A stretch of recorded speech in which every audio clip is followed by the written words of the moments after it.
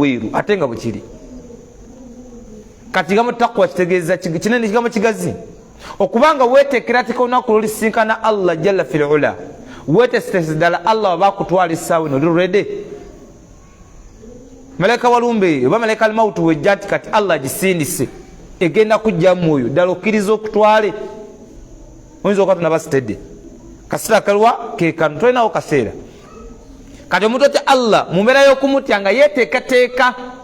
enkyana ndisinkana yakola atya eyantonda bano abayimbi bafudde wano ya rabbi Allah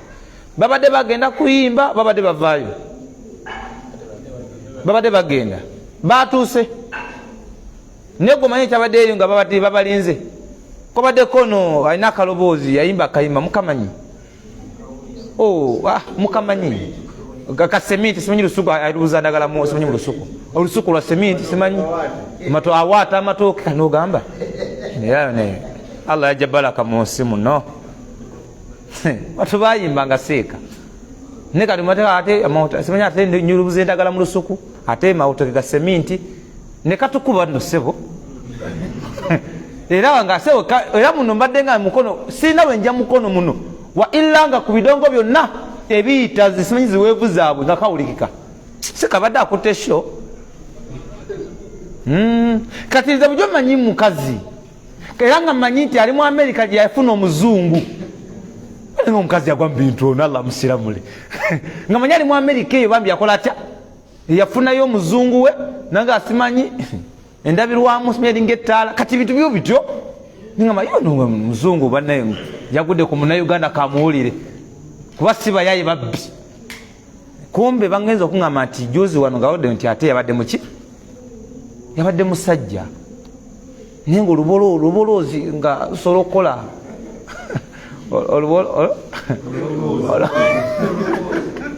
astagfirullah Allah atusonyiwe akaloboozi ako nga singa akateeka mu Qur'ani ya rabbi oyo gwe twani wetuwuliriza nga yeka ku siddi naye bakati ebigere byavuddeko yaka byavuddeko simanyi byani awo ono yayimba naye bamuzise wano mukono yali wansi w'ettaka simanyi Grace nani Laira bano oli muyimbi mulungi saballa akutaasi genda ozije mu mutwe olwokuba weti akola atya ateekayo oyo Laira kati sawa nali kulayira mu Kabuli ti wallahi nze neerabidde ojomanyi nti obusiraamu si yeddiini entuufu naye mu nzizi eyo tiwakyali kati ali wansi waki wattaka saballa tusaasire ya rabbi kati abo tebaatuka gye bagenda kukola ki naye omuntu eyeteekerateekera okufa yakimanyi nti newembanfu kati wano tumaze magalibi wetuti sobokera ddala okutubikira munaffe gwe tusadde naye magalibi oyinza okiwakana kati bannange asalidde wali eri wali wabadde Allah mututte wallahi Allah mututte kiki abadde kiki abadde asala agende wali eri simanyi ku one place motoka tazze eki tazze engulu sika kisoboka kati omuntu ate Allah ateekedde okweteekateeka olunaku lwalikola ki Allah kyatulabira nti ittaqu yawma turja'una fihi ila Allah mutye mweteekereteekera olunaku lwe mugenda okuddizibwa gyendi Allah ina ensonga lwaki yayogera bw'atyo naga thumma tuwaffa kullu nafsi ma kasabat wa hum la yuzlamun buli omu ngenda musasula ku kiyakola ki ku kiyakola naye teri agenda kola ki kuli azamanyizibwa lidha nabwe kityo omuntu ate Allah alina okweteekateeka ng'akimanyi tekyakola ki tekyagenda oba olinawo ezambi likyaganya Allah musaba alikugondezi oliveeko oli kyakalubye Allah mugambe oba munno gwolaba nti ezambi likyamulemeddeko ng'akyalemeddde ku bwononefu tafuuka ate emboozi mu banno mukole muteeke mu dduwa ti Allah kasimu akoze eki obwenzi buno abulaba ng'obwakkirizibwa nate gwe munne ensobi ate gwe gyoyanika mulaba kwesaza saazo nawe zamulimu ku makulu wavaano wategula kati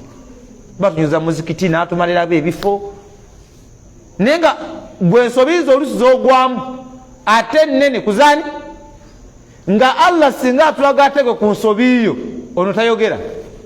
gwe osirika buki kati so munno akyalinawo ezzambi erikyamulemeredde okujja mu bulamu bwe,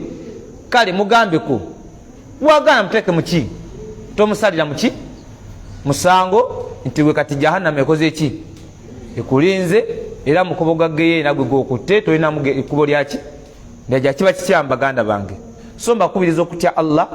okubanga twewala byonna byeyatugaana nga tukola byakola atya byatukubiriza okubanga tukola. Linabwe ekyo mukubo lyerimu mbakubiriza okukuma obusiraamu wabwe nga kyabbeeyi mu byonna byonna biwandibadde oteekako amaanyi n'essira, teeka nnyo eriisa ejjogi ku buki ku busiraamu bwo. Wallahi weesimye okubanga oli musiraamu, teriyo musiraamu mu nsi muno agenda sinkana Allah jalla fi'ula nga ali musiraamu ddala yejjuse, tekisoboka. Saate abantu bagenda kwejusa ku kiyama, rubama yawaddu alladhina kafaru law kanu muslimun. Si abantu bagenda kavane singa twali baki, singa twali basiraamu ngalaba nti kachansi konna akaliwo kakuba muki musiraamu.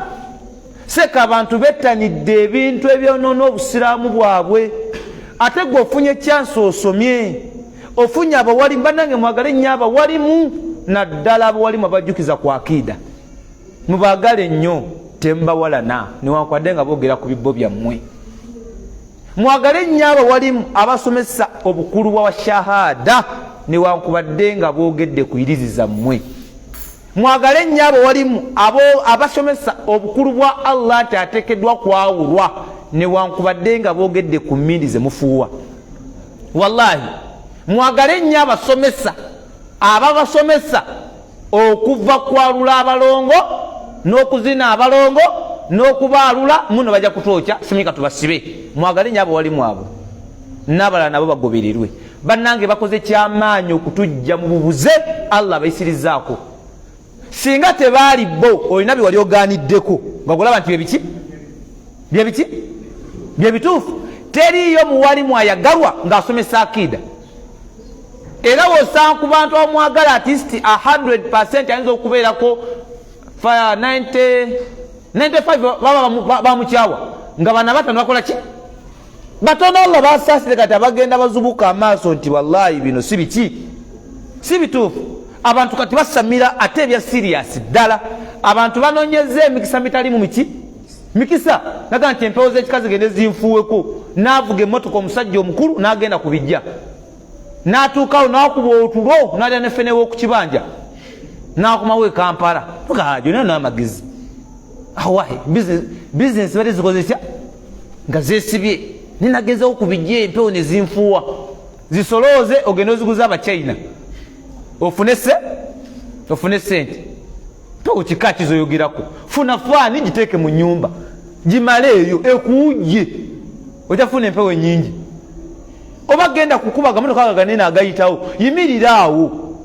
gujja n'empewo weeteko bwoti ekuwujjeko ofune empewo entuufu.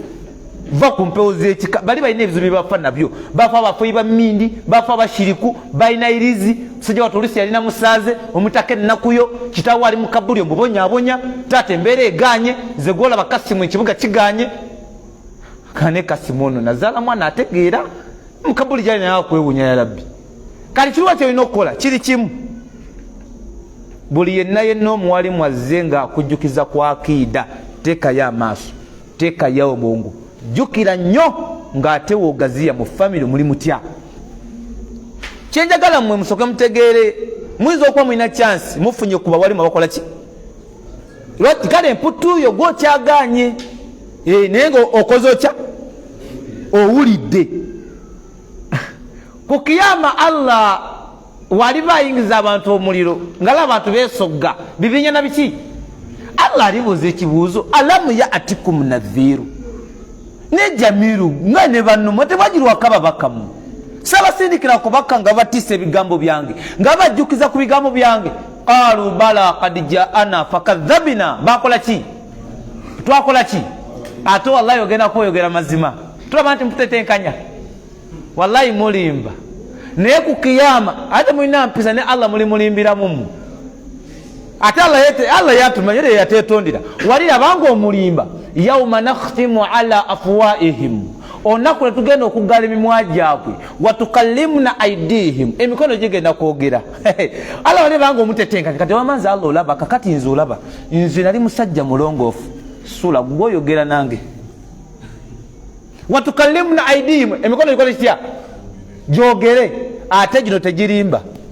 era obanga oyo olina kyobba guno gugambi naye tompayo tubadde aba ku kiyama tonvaamu kati toola watashhadu arjuruhum ebigere bigenda kuwa obujulizi bima kanu yaksibuni kujiwatambulira nga ngogenda mubasawo kino tekisirika wallahi kino tekisirika era oba olina woolaga ngogenda kuloga ogenda kwenda ekigere kijjeeko n'emikono obiteeke mu nnyumba ogende ng'oli bwerere bwotyo gekisinagana tamuna na balugambo ate tumanyi anti bigenda kuwaako obujulizi bireke muki ogende mulina chance musomeseddwako waliwo ebyalo n'ebitundu nga wallahi tebinnafuna ku bukulu bwa shahada naye nga tebaki nga basiraamu ng'abasomesa ku mikolo okwo ng'abantu bafudde basamize era nga bamuwa eddakiika 4 bamuwa essaawa nnamba nakakasa abantu obukulu bw'ebuwangwa n'ennono nakirabye juzi wanabadde nakifuma mu kulwokusatu batubikira omu ku bazadde bafaawo nze nali simumanyi nagenda nga wa staafu naye nandera sawa nkwatiika nefa n'okufa tugenda okuvayo saa budde bugenze tutuka bwe tupakuka siraamu banasale budde tutuka 14 tufunye obudde tuyinga boti ekidaala bwe pa ng'akutta akazindalo musamize ng'ayambadde engule ey'obusamize ng'ayambadde n'ettaawo ng'ayambadde n'ekkanzu ey'obuganda ng'ali kutabbira abantu abawa ebifu wallahi yakolokota ekiyitibwa obusiraamu natuuka buli ku busiraamu musajja yayogera ekigambo nti abasiraamu be mulaba abo bafuna wuzu naye basinza mizimu ag'amazzi ge bayiwa ku ttaka alaba ekidomola kino nga ne Allah sinawo chance yogera kiŋŋaŋŋaali oba nayo kyabbeeyi tutekamuuko ebijanjaalo kikalute mutwe mubisi omusajja yakuvuma nika kati onazze kukola ki wano kati neŋŋamba ate gwe tugenda okuziika ye yaani seka we nali nente neŋŋa yalla kiki kino kyendaba oba just abadde ayita obuyisi ne bamuwaaka naatuusa ekyono musamize atuusa ki mu bantu ng'abantu bayimiridde bonna bamuwadde ebirowoozo seka yabuza abantu kwolwo ngenda okukola research ku mufu gwe tuzze okuziika nga badde bamuyita jjajja Swaibu jjajjani bayitawo kateete awo nakifuma munda kateete jjajja Swaibu abadde yalina n'essabo lunakasa nti koolo lunakasa nti ebyebuwangwa ddiini byebuwangwa ki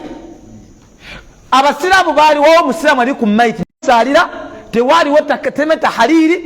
emikolo egyaliwo gyali gya byabuwangwa era omusamize yagamba kino nteekeddwa kikola we sikikola nze manye kinantuukako era muleete tumukoleko emikolo gy'obuki ne bafuna kino bakitaba simanyi kitya kino ekyawula wakati w'ekibanja kya Haji ne Ajati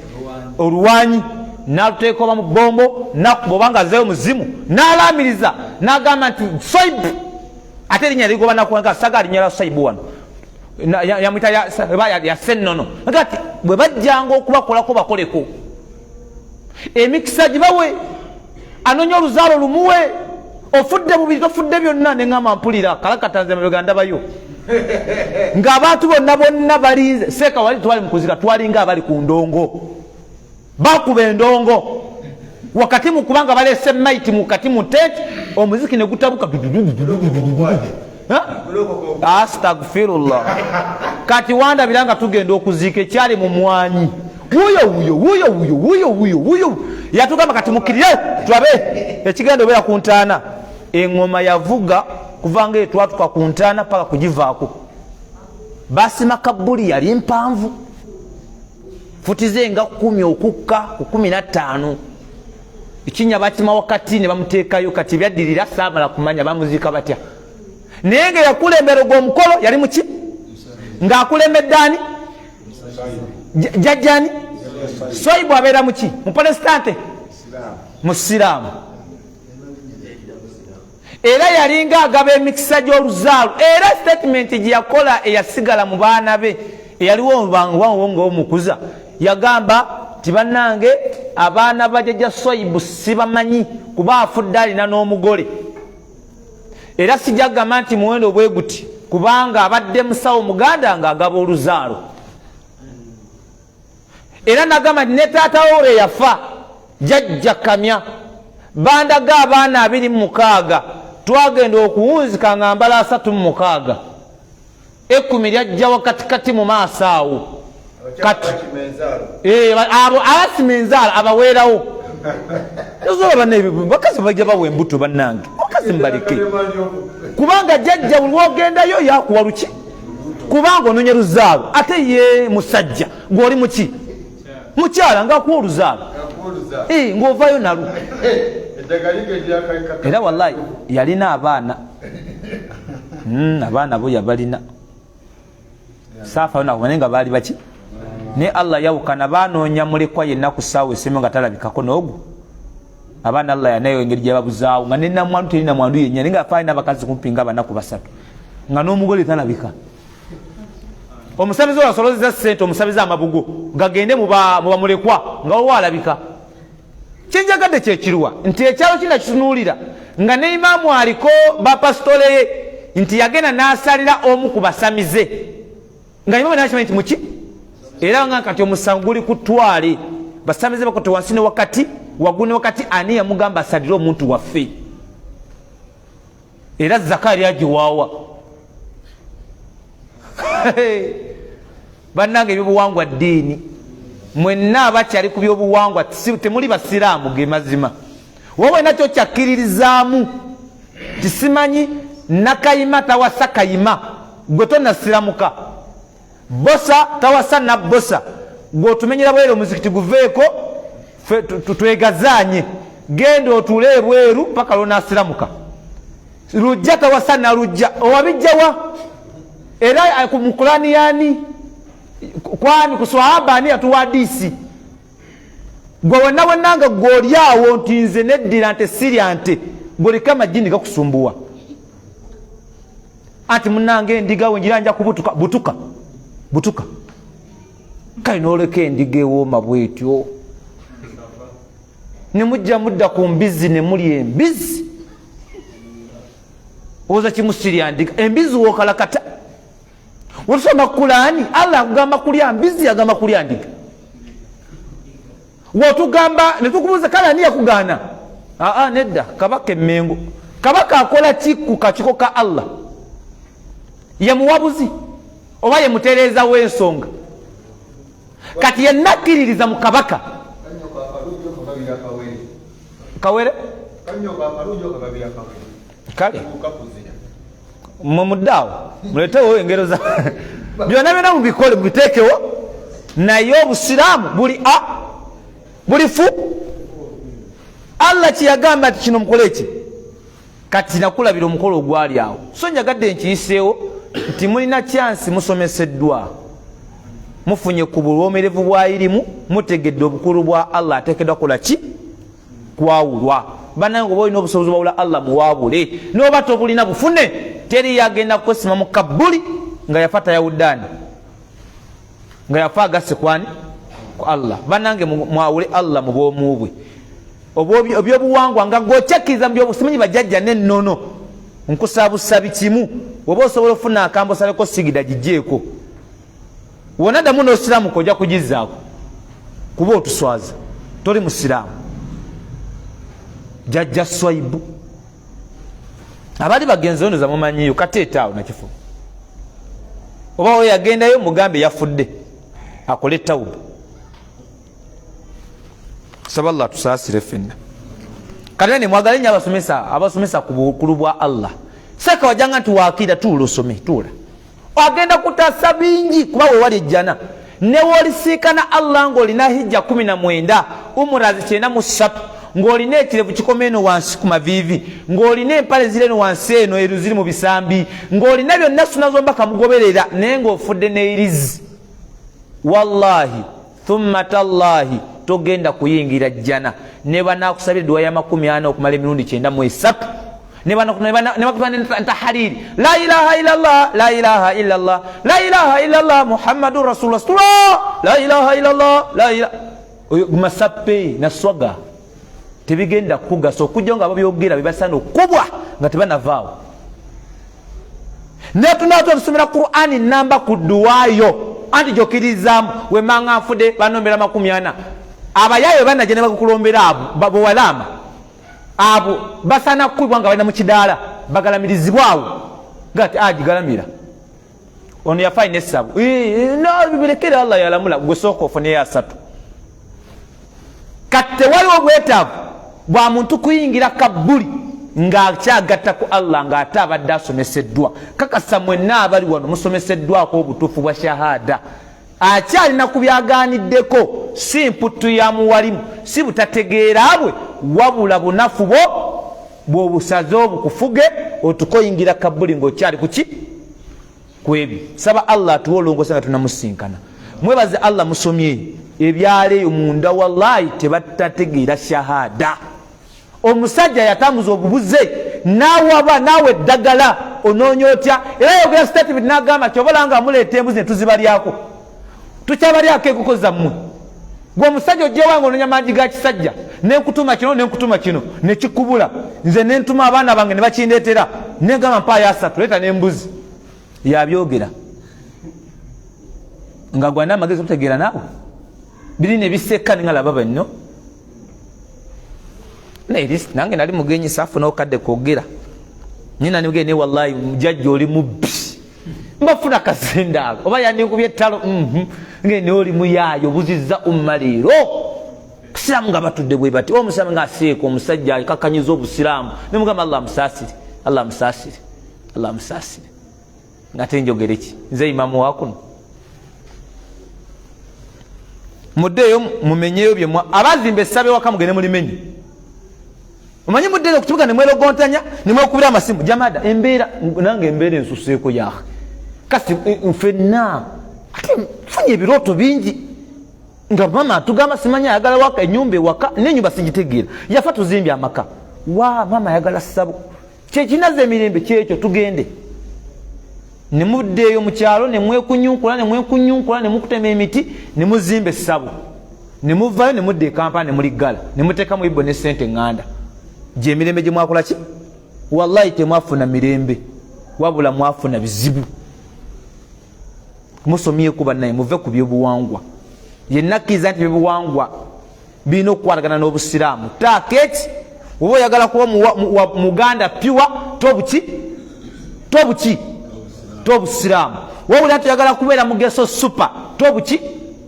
buli waggwanga lye buli waba ti njagala kubeera munyoli supa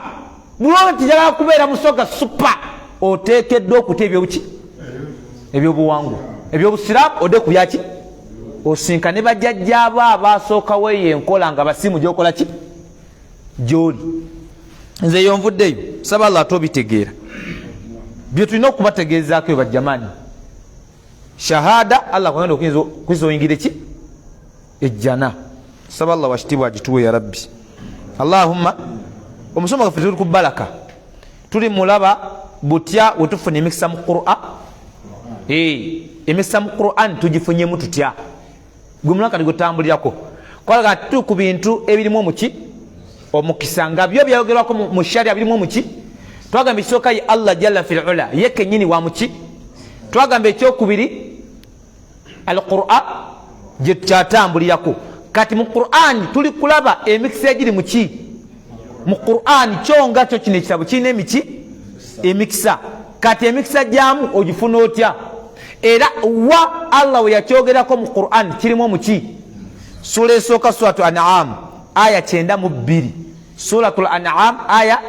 92 yagamba Allah wa hadha kitabun anzalnahu mubarakun musaddiqu alladhi bayna yadayhi walitunzira umma alqura wa man hawlaha walladhina yu'minuna bil akhirati yu'minuna bihi wa hum ala salatihim yuhafidhun yo aya yasenga mu suratu An'am aya 92 yagamba Allah ti wa hadha kitabun wa hadha kino kitabu Qur'an neche kitabu Qur'an kitab yani al-Qur'an Al-Qur'an tineke ekitabo Qur'an anzarnahu mubarakun twakisanga kya muki nga kya mukisa.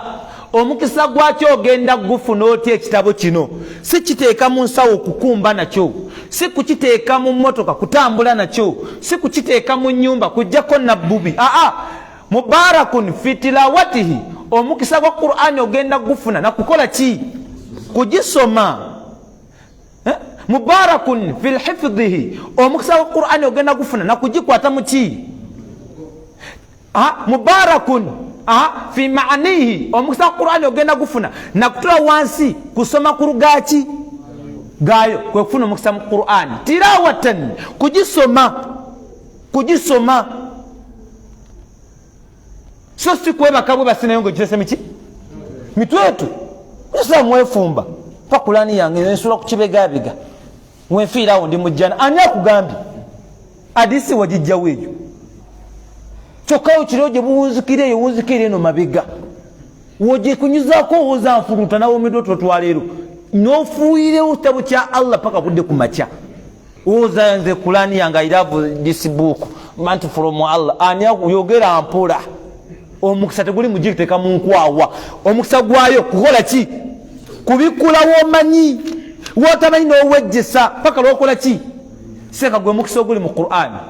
Wa hadha kitabu anzarunahu mubarakun, twakisanga kya muki? Kya mukisa. Omukisa gwakyo tugifuna mu ngeri 3. Ekisooka kola ki? Nga gwe omuntu kugisoma. Ogwokubiri kola ki? Kugikwata. Ogwokusatu kola ki? Kufuna makulu gaya matuufu nga byosoma osobola okukola ki? Ne muyombera muswala seka na wanvu yamu bambi kale tobanenya lwaki gye bamuntu atakola atya talabayo. Saate wajjeno kuzaffe qul a'udhu bi rabbil falaq awunno min sharri ma khalaq awonojire mirundi 3 tatakwewunya kati genda wansi eri wakati oba atagenzeewo ekyo kati woobula n'ataniko yomba anti beetuminkiriza soma kyomanyi okirirwa ku maviiri agenda wakita astagfirullah. Omukisa wa Qur'ani guli mukola ki? Mugisoma. Naye abange obudde bwowaayo ng'osoma bukedde 1 ne 2 wali ofuddeyo obudde n'ofuna tentebo nga ya Qur'ani? Mumwe abasinga tumala ewiiki nga tukoze eki? Wallahi nga tuginuddemu. Kyakubiri abasinga mumwe kano kankogere wakoma mulamanzaani kyokka tolinze lamanza nga wallahi imani omusanga Jamiru ali mu nsona من أراد الآخرة وسعى لها سعيها وهو مؤمن فأولئك كان مشكورا كل من هؤلاء من مقطع ربك نقسم ndi mu Qur'an لا تجعلوا من الله Ramadhani olugwako subhanaka Allahumma wa bihamdika tabaraka ismuka paka jibikola ki? Adamu kujibikola ddi nga bagulange banange ekyakusiba vawu gwe asfa kulani yange jipereza nje mbalokola ya Allah nsonyi were ko nabbubi subhanallah ne wetuminkiriza nabbubi gwe wetuminkiriza ontayina buzibu no wefula omugeze nnyo nokola otya kati inshallah enkyasumepe neka kati gwe ddala biki byogenda soma muno byotegeera okujja okunenagira obunenagiza ate okusoma ensobi olaba Qur'ani omala omaziru naku olu nga peegi gye wakutte ejjo tonagiddamu ogenda okuddayo okusika nga tezijja ndina badde nkikutti tabaraka alladhi biyadihi almulku wa huwa samiun alim adha waqa'atul waqi'a laysa arrahman nabadde nkutti olunaku lutya lumu bwetisa Qur'ani edduka kati ate ono ali okutugamba munno alinze mulamanzaani ddala n'abagimanyi wangi kufeera bufeziseka umma lwaki utugamba nti bane mujemba fere tuyite tukuŋŋaanye tutuuze kibane nze ndi kubafera tufere nga tukuwulira nemwekalakasa mu nsonda gy'owunzikira ng'ogudde tomwe kuyiseemu kati akusanga agiyita imaani pozi si imaani alina ebizibu bye. Kati Qur'ani omukisa gwayo kola ki? Kugisoma, kugikwata. Mu Qur'ani owezayo sura meka gy'ozolina mu mutwe? Golwakwata Nas, Falaki, Quli wallahu ahadi, nokwata ne iza jaa ne tabati yada no kigala nga seka ne sura zinanga musanvu ngeda wallahi zize siza Allah zize ampa yoko iza jaa nasrullahi wal fath kikade mumpulire seka kanawe nze atoja kumbuzabuza nze masu murudde sumurula iza jaa nasrullahi wal fath walaita nasadkuruna fi dini laika fuwaja kasabbe bikamdi rabbika wastaghfiru innahu kana tawafa nga kasimu ani akusomesa twali no mwalimu nga kuba emboko seka juma eyesula jiko emboko zali ya 3 bambi yamala ebiseera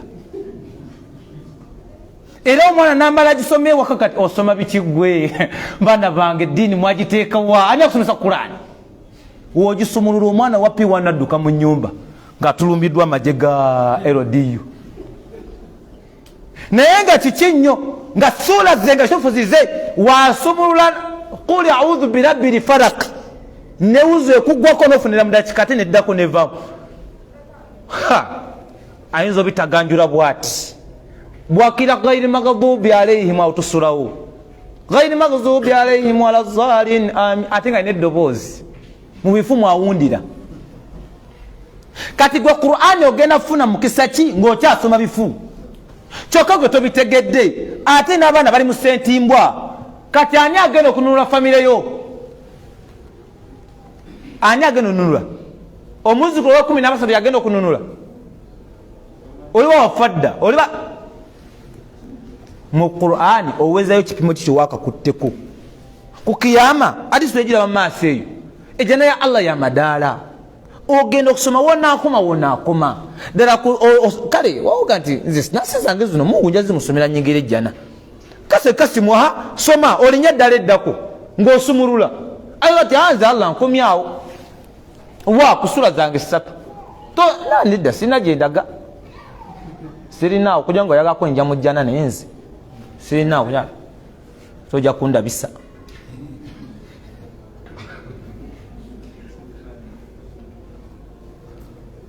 kale gweganye nesomesa abaki somesa abaana kati Allah gati wa hadha kitabu anzarunahu mubaraku twassa Qur'ani nga yamuki omukisa gwe guli mukola ki mukujinaga tova wakakola tebo nga wosoma mawulire nga tata wa mala suratul fajiri subuhi Qur'ani ye namubera ku musalu nakola atya nasoma peji newe beji se kukoze kya muwendo nyo genda tambula wado olwegulo nga toneba kakola ki isamu koseka peji newe beji genda kundala esura ekyaga jiwene ojemerako omwezi ngeganye paka olina akola ki nemwe abasaba Qur'ani mwagita mwalimu nze yasawo nayo yanemera ku kisimisi simanyi kisimisi eyo page ze yanzuza omutwe kati atenge ne mu Qur'ani nagenda kali ko simanyi ku Bakara simanyi ku Muslimu niyo nekola ki sasa mu wali asomesa nawo obujulizi nakati banange aya ojja kusanga mu surati Muslim olaba abasayabu surati Muslim gane wali surati ojja tamu surati Muslim olokwanti Bakara nene nawoza ne Muslim ne koletya nga ne surati Muslim ojja kusanga aya ne surati Bakara kati muzawa ngawe yali nga seka wa surati Muslim nga ateriyo kujonga kale yajjawe yajisiza nenga tekola ki asta mutamanya ki mutamanya Qur'ani gisome sabana mu family berewo nga kyekyo kwegirizako kyammwe saba Allah tuwo kutegeera Qur'ani omukisa gwe guli mukola ki mukugisoma agati musaddiqu Qur'ani eno yajja musaddiqu ngekakasa alladhi bayna yadayhi ebyo byasibwa mu maaso gaayo yani yajje kakasa ebyayita olubiki oluberyeberye nga tennakola ki ebyawandiikwa mu bitabo bye ebyasooka Qur'ani yajja kasabirwa ebyajja mu bitabo ng'ebya Zabur nga Injil wa Taurat walitunzira ummal qura n'ensonga enkulu lwaki Allah yassa Qur'ani eno kutiisa maama w'ebyalo oba maama w'ebibuga Makka n'abantu abagirimu waman hawlaha n'abali mabbali waki nga nabbi asooka asome Qur'ani eno ng'obujulizi obuli mbugenda direct ku mutima gy'abantu abali mu kibuga kyawa kye Makka busaasane bune umma ki umma yonna Allah agamba nti alladhina yu'minuna bil akhirah nabo abakkiririza mu lunaku lw'enkomerero nti gye luli ojja ssanga nga yuminuna bihi nga Qur'ani bakola ki bagikkiriza nti kitabu kyani kya Allah wa hum ala salatihim yuhafidhun ng'essola mu biseera byazo bakola ki basaala. Tafsiri ya aya eyo kajwemu katono nnyo. Wano Sheikh agamba nti wa hadha alquran kitabu, Qur'an eyo kitabu anzarunahu ilayka ayuha rasul, twakissa kugwo wange gombaka Muhammad sallallahu alaihi wasallam, azimun naf'a, kirimu ebirungi bingi. Ekitabo ekyo nga wokiraba kirimu ebirungi n'emigaso biki. Obumu ku bulungi bwa Qur'an obugirimu nga togenda busanga mu bitabo birala, newolisoma bukedde wanu okuva ku mawulire agasooka paka galisembayo, togenda funa bulungi bugalimu nga bulungi bwogenda funa ng'osomye Qur'an newebeera harufu egi. Yagamba Ibn Mas'ud radiyallahu anhu, Allah musimi, yagamba Nabi Muhammad sallallahu alaihi wasallam, man qara'a harfan min kitabillah, yenna asoma alifu egi enyukuta egi mu kitabo kyani kya enyukuta egi mu kitabo kyani. Nabi agambye nti falahu hasanatun, alina ekirungi kimu, wal hasanatun bi'ashri amthaliha, ng'ekirungi kino ekimu Allah kitaimuzinga mutaimuzi wati taimuzi 10. Makulu ga hadithi amangu falahu ashrun amthaliha, yenna asoma enyukuta emu alina ebirungi 10. Enyukuta etya mu Qur'an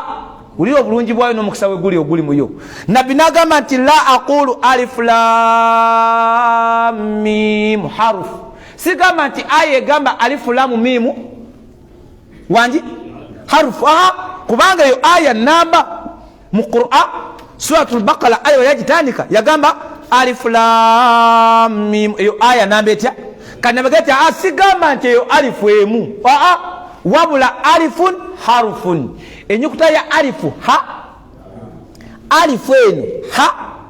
iyo Nabi jakola ki tenasoma alifu emu alif enyuku oyine ebirungi 10, lam ebirungi 10, mim ebirungi 10, taimuzi ngamta taimuzi 10 ameka asatu. Subhanallah. Gwono gwe mukisa oguli mu Qur'ani, gwe mukisa oguli mu ki tenyukuta emu gy'osomye Allah taimuzinga mutaimuzi 10. Kati abange webuze ekibuuzo, asomye alhamdu nagimalako, alhamdu erina ennyukuta mmeka? Kale ennyukuta ozibaze ziri ennyukuta, tugeze ziri ennyukuta nga 10, taimuzinga mutaimuzi 10, ofunye empeera mmeka? Buli nnyukuta emu taimuzi wali wati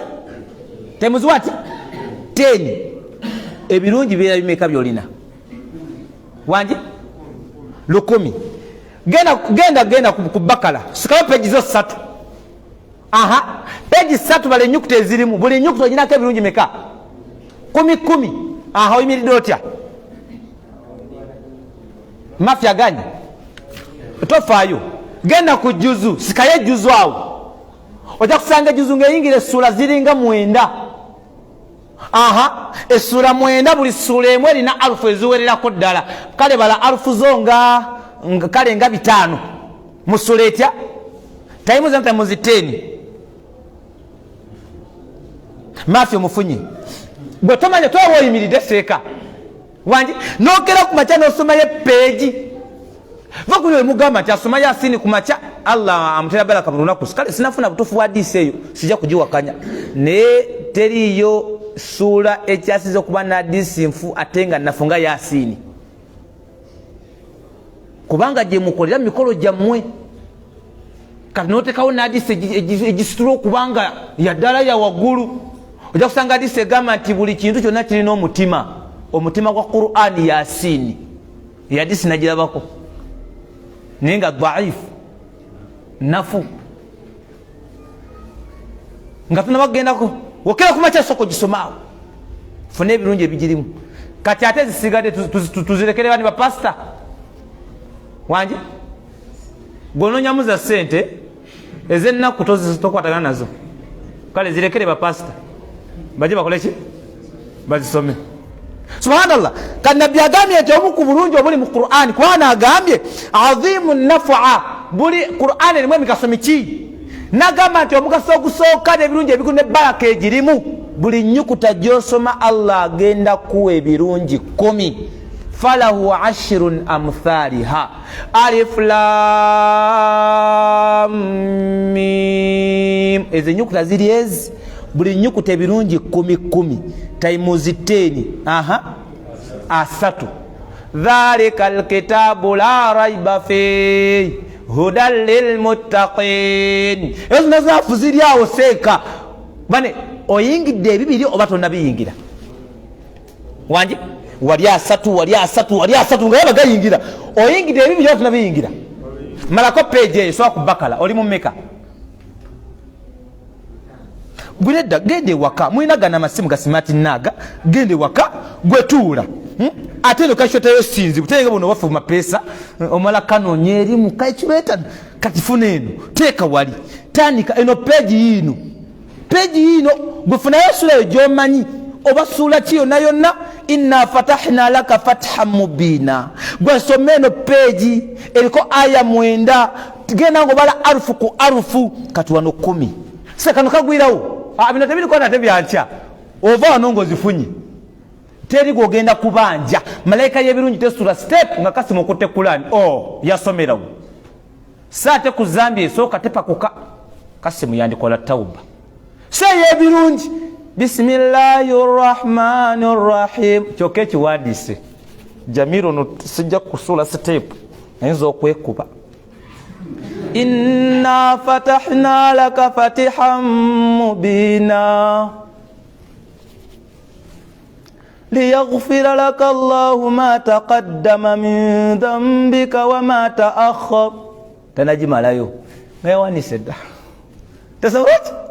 kalogenda okubawo peji yo gisudde ebbali sera ng'oli mu mpeera nga mutwalo birungi nga mutwalo byolimu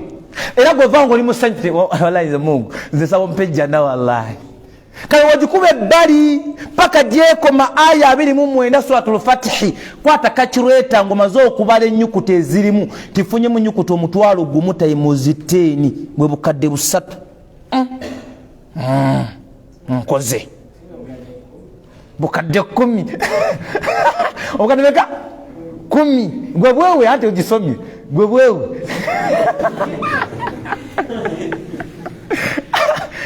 saballah tusasi ateke matwasima Qur'ani wallahi zezimu kumpereza liko gamati ay Allah zimpe okujja kongo semye kunia yakulie na kulaba kwana ukisoboka noda musona notuwa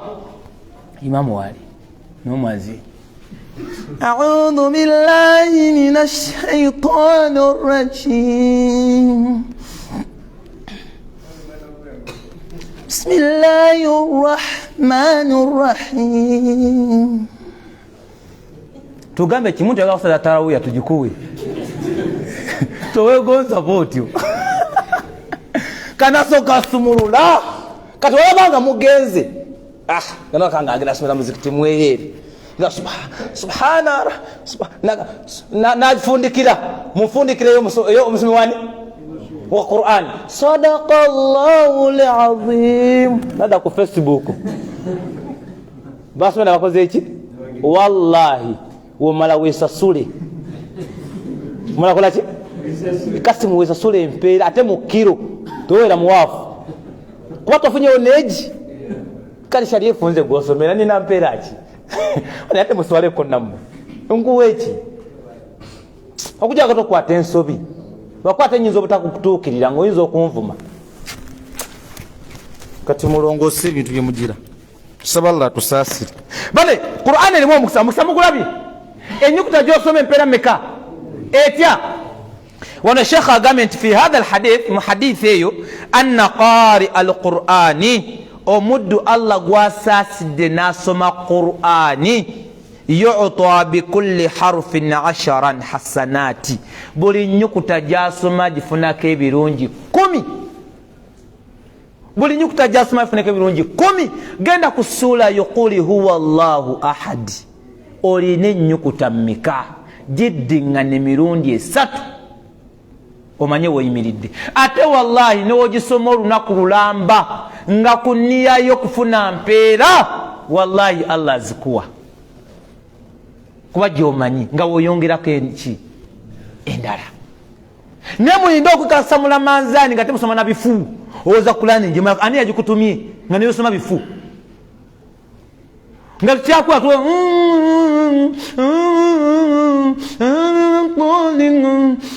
wafiridwani. Kulani anasoma amaleko mu Ramadhani anatandika ddi kati atulagire ko wali. So sikwegala kasanga Allah nekoze eki. Saballa basasire nanga nsasire. Ulira statement seka yakola. Agenti wa amma dhabit almutqin falahu 20 hasana. Wa muddu Allah gwasasidde nga yakwata bulungi Qur'ani. Nagisoma nga yetegereza nnyo buli nnyukuta ng'agiwa omugabo gwayo. Ghaini nebeera ghaini, kha'u nebeera kha'u, aini nebeera aini, twa'u nebeera twa'u, bwadi nebeera bwadi. Otasa bulungi nga bunyukuta ekola etya? Eba mufumero bwaki? Bwayo. Oyo nate takwenkana. Seka yagambye falahu 20 hasana. Buli arufu eji aginako ebirungi aga ameka abiri. Ono teyekanagana noli atasima tajwid lugha huwa kuba kulongosa tahsin, kulongosa nsoma yaki ya Qur'an. Gwakwata bukwasi qul a'udhu bi rabbin nas malikin nas ilahin nas min sharril waswasil khannas alladhi yuwaswisu fi sudurin nas min jinnati wan nas. Nawe rero yagala abiri buli harufu ani yagala ndiri fujju. No musajja ore qul a'udhu bi rabbin nas awlwachi chekiri awo yasoma shadda eyo tinuni wosanga liko shadda tomalaga jita qul a'udhu bi rabbin nas soko jikwate nkwatanga 2 ku 3 nga tonna jita wala as innal insana la fi khusr. Sosoli yasomereka wal asri innal insana la fi khusr alingali mondongo. Kati ona musajja waddeyo budde nasoma harufu mu butufu bwayo tajwidi namutekamu awetaaga okugumiza nagumiza awetaaga kuwuna nawuna awetaaga kuyingiza bannange okuwuna abayimbi kwe bawuna nga bayimba ennyimba ze bakujja eno wallahi wawa sura joso era sura Qur'an etalimu kuwunamu eyo teba Qur'ani eba tetumanyi wawa watu watukango nokola ki ekinyindwa ngono kuyingiza nyukuta mujinna wayo ebyo bimanyi oba gofumyanfu mimete mujinna wayo yangu wenu zengenda. Alhamdulillahi rabbil alamin. Awavu ya no wavu ya Ar-Rahmanir Rahim. No wavu ya wawo ya weyo eko madda eyetago kuwambuya gwe tobimanyi. Alhamdulillahi rabbil alamin Ar-Rahmanir Rahim maliki yawmiddin. Iya bakutumye ki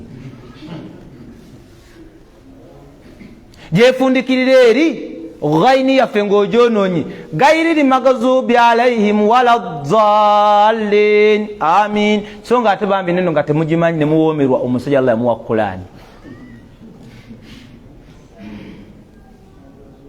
Omuntu asoma Qur'ani nga mateeka gayo geego buli harufu enyukuta ebirungi meka katulabe wano hadith eno ke support ngeke tuliko bagzin subhanallah mamnyo budde twamazedda. Allah akbar Allah akbar Allah akbar Allah akbar ashhadu an la ilaha illallah ashhadu an la ilaha illallah ashhadu anna muhammadar rasulullah ashhadu anna muhammadar rasulullah. حي على الصلاة لا حول حي على الصلاة حي على الفلاح حي على الفلاح. الله أكبر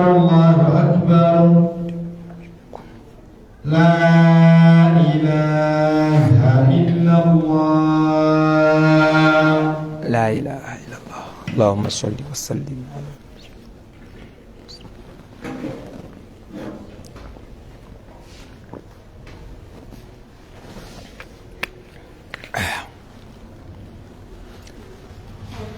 Naam, tugambe tuli ku mukisa gutufuna nga gutufuna mu Qur'an, tugende nti omukisa gwayo gusooka kola ki? Kugisoma. Tugende nti mu kugisoma mulimu ebirungi biki? Ebisooro ya hadithi eraga nti buli nyukuta mu Qur'an buli wosoma ofuna ebirungi meka? 10. Tetugamba nti ate Allah gwe wa Qur'an nga ategera bulungi tajwidi waayo buli nyukuta inaka ebirungi ameka? Hadithi ino kama jaa fi riwayat al-Bayhaqi min hadith ibn Umar radiyallahu anhu Allah muslimi agamba nti man qara al-Qur'ana omuntu yenna asoma Qur'ani fa a'raba fi qira'atihi subhanallah najisomera ku mateeka gaayo nasoma ku maki nagoberera amateeka gaayo nga Allah bwe yakola atya bwe yatulagira okubanga tusoma mu Qur'ani. Ekyokubiri nabigati kana lahu bikulli harufin minhu 20 hasana afanaganako bwati asomye Qur'an najisomera ku mateeka gaayo nga Allah bwe yatulagira tajwidi namuteekamu idgham izharu ikhfa'u iqrabu gonna nagateekamu amateeka nga bagatulagira najisoma bulungi awetaaga okuyimira nakola atya awetaaga okunyweza nakola atya awanvuya nakola ati nga agoberera buli tteeka lyakola ki oyo afanako bwati ageti falahu ageti kana lahu bikulli harufin minhu 20 eyo alinamu ebirungi 10 buli ki ebirungi 2 buli ki buli nyukuta ebirungi ameka